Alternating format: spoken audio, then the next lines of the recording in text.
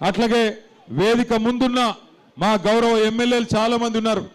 ఈరోజు మా అనిల్ జాదవ్ ఎమ్మెల్యే గారు, మరి జనార్దన్ రెడ్డి గారు, పెద్దలు మాజీ మంత్రివర్యులు నిరంజన్ రెడ్డి గారు, శ్రీనివాస్ గౌడ్ గారు, ఎమ్మెల్సీ రవీందర్ రావు గారు, పెద్దలు గౌరవనీయులు మహమూద్ అలీ గారు, మాజీ హోంశాఖ మంత్రివర్యులు, మాజీ ఉప ముఖ్యమంత్రి గారు, మాజీ చీఫ్ విప్ వినయ్ భాస్కర్ గారు, మాజీ ఎమ్మెల్యే గౌరవనీయులు రామ్మోహన్ రెడ్డి గారు, జహీరాబాద్ ఎమ్మెల్యే గౌరవనీయులు మాణిక్ రావు గారు, అట్లాగే కొడంగల్లో రేవంత్ రెడ్డిని ఇదివరకు ఓడగొట్టిన మా అన్న పట్నం నరేందర్ రెడ్డి గారు, దేవరకద్ర మాజీ ఎమ్మెల్యే వెంకటేశ్వర రెడ్డి గారు, నారాయణపేట మాజీ ఎమ్మెల్యే సోదరులు రాజేందర్ రెడ్డి గారు, జాన్సన్ గారు, పేరు పేరున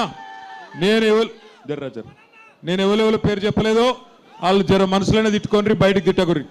తమ్ముడు బాల్కా సుమన్ గారు, ఇంకా జర్రా పేరు పేరున అందరికి నమస్కారం.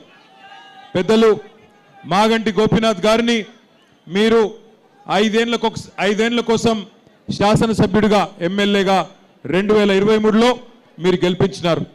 రహమత్ నగర్ నుంచే పెద్ద మెజారిటీ ఇచ్చి మీ ఆశీస్సులతో గోపీనాథ్ గారిని గెలిపించి కేసీఆర్ గారి ముఖ్యమంత్రిగా ఉంటేనే రాష్ట్రం బాగుపడుతుందని చెప్పి మీ అందరూ కూడా హైదరాబాద్ నగరంలో ఒక్క సీటు కూడా కాంగ్రెస్ పార్టీకి ఇవ్వకుండా బ్రహ్మాండంగా పూర్తి మెజారిటీ కేసీఆర్ గారికి ఇచ్చి మీరే ఉండాలని కోరినారు. కానీ దురదృష్టం, ఎందుకంటే రాజకీయాల్లో ప్రజాస్వామ్యంలో ఇవన్నీ జరుగుతూ ఉంటాయి. అప్పుడప్పుడు గెలుస్తాం, అప్పుడప్పుడు ఓడిపోతాం. కానీ మరి అనుకోకుండా హైదరాబాద్ మొత్తం గెలిచినా ఈరోజు కొన్ని జిల్లాలలో మనకు సీట్లు తక్కువ రావడం వల్ల మన అధికారం పోయింది.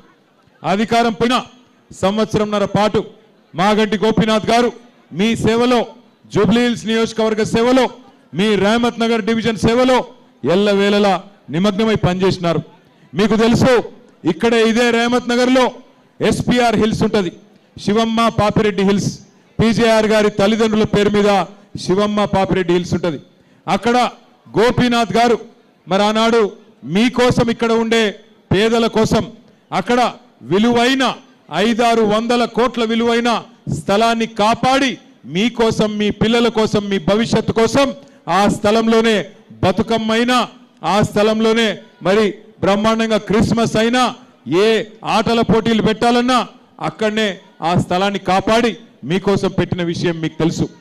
మంచినీళ్ళ సమస్య పరిష్కారం చేయడం కోసం కోట్ల రూపాయలతో వాటర్ ట్యాంకులు కట్టి నీళ్ళిచ్చి నీళ్ల సమస్య పరిష్కారం చేసింది గోపీనాథ్ గారు. అట్లా ఎన్నో కార్యక్రమాలు చేసుకుంటూ ముందుకు పోతుండే. ఎల్లవేళలా అన్నా అంటే నేనున్నాను మీ దగ్గరకు వస్తుండే. ఒక కళ్యాణ లక్ష్మి చెక్కు తీసుకొని చీర పెట్టి సొంత అన్నలాగా, ఒక మేనమామలాగా మీ ఇంటికి చీర పంపి ఆడబిడ్డల్ని గౌరవంగా చూసుకున్న నాయకుడు మాగంటి గోపీనాథ్ గారు. అట్లాగే కేసీఆర్ కిట్లు, సీఎంఆర్ఎఫ్ చెక్కులు ఏదొచ్చినా ఇంటికి బ్రహ్మాండంగా మీకే తీసుకొచ్చిన నాయకుడు మాగంటి గోపీనాథ్ గారు. అటు అభివృద్ధిని, ఇటు సంక్షేమాన్ని రెండింటిని కలగలిపి నడిపిన నాయకుడు. దురదృష్టవశాత్తు గోపీనాథ్ గారి ఆరోగ్యం దెబ్బతిని మరి అనుకోకుండా సంవత్సరంన్నర లోపలనే ఆయన చనిపోవడం జరిగింది. మరి ఆయన చనిపోయిన తర్వాత దాదాపు 4-5 నెలలు ఆ కుటుంబం ఒంటరయ్యింది. 2 ఆడపిల్లలు, ఇంకా పెళ్ళిళ్ళు కాలేదు. ఇంకొక కొడుకున్నాడు, ఆయన కూడా చిన్నోడే. మరి అట్లాంటి పరిస్థితుల్లో ఈ కుటుంబానికి, మన మాగంటి సునీతమ్మకి, మాగంటి గోపి కుటుంబానికి అండగా నిలబడ్డారు పెద్దలు కేసీఆర్ గారు. అండగా నిలబడి ఆ కుటుంబానికి ఒక పెద్ద దిక్కుగా మళ్ళీ ఒకసారి జూబ్లీహిల్స్ నియోజకవర్గ ప్రజల ఆశీర్వాదం కోసం ఇలా ఈ ఆడబిడ్డను మీ ముంగడికి కేసీఆర్ గారు పంపించినారు. దయచేసి ఒక్క మాట ఆలోచించమని కోరుతా ఉన్నా. భర్త చనిపోయి ఇంకా 6 నెలలు కూడా కాలే. మొన్న ఇక్కడనే ఎస్పీఆర్ హిల్స్లో ఒక మీటింగ్ అయితే సునీతమ్మ మాట్లాడుతూ మిమ్మల్ని అందరినీ చూసి దుఃఖం ఆపుకోలేక గోపి గుర్తొచ్చి, మాగంటి గోపీనాథ్ గారు గుర్తొచ్చి వారు వెక్కి వెక్కి ఏడ్చిండ్రు. ఏడిస్తే కాంగ్రెస్ మంత్రులు ఇవాళ మాట్లాడిన మాటలు ఒక్కసారి యాద్ చేసుకోమని చెప్పి మా ఆడబిడ్డలు నేను కోరుతా ఉన్నా. భర్త చచ్చిపోతే ఏడుపు రాదా? భర్త ప్రేమించిన మనుషులను చూస్తే వాళ్ళను ఎదురుగా కనబడుతుంటే బాధ అనిపించదా? ఆ తల్లి ఎక్కి ఎక్కి ఏడుస్తుంటే ఆ ఏడుపును కూడా రాజకీయం చేసి నోటికొచ్చినట్టు చిల్లర మాటలు మాట్లాడుతున్నారు కాంగ్రెస్ నాయకులు, కాంగ్రెస్ మంత్రులు.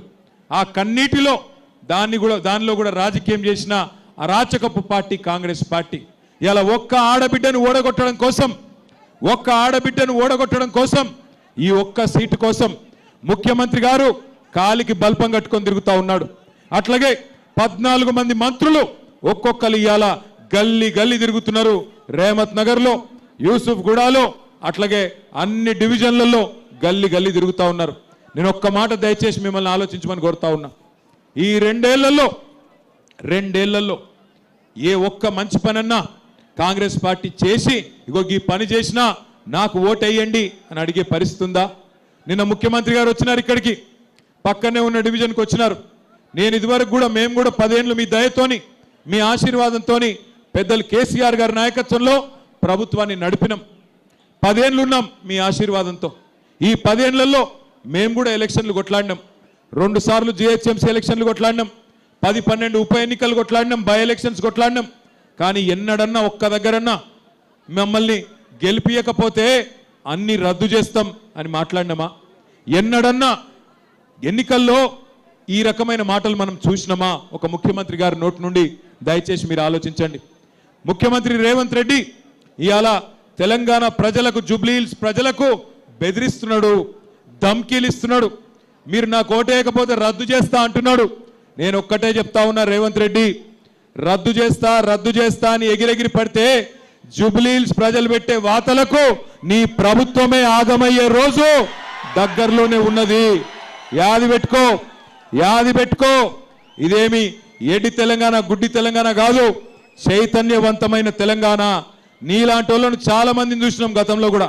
ఎగిరెగిరి పడ్డోళ్ళు, ఇదే మట్టిలో కలిసిపోయిన వాళ్ళు చాలా మంది ఉన్నారు. ఒక్కసారి గుర్తుపెట్టుకో, ఎంతో మంది నియంతలు, ఎంతో మంది మిడిసిపడ్డ నాయకులను అల్టిమేట్గా ప్రజాస్వామ్యంలో ప్రజలే వాళ్ళు తల దించుకునే విధంగా, తల వంచుకునే విధంగా, తగ్గి మాట్లాడే విధంగా బుద్ధి చెప్పిన చరిత్ర ఈ తెలంగాణ గడ్డకున్నది. ఆలోచించుకో ఒక్కసారి.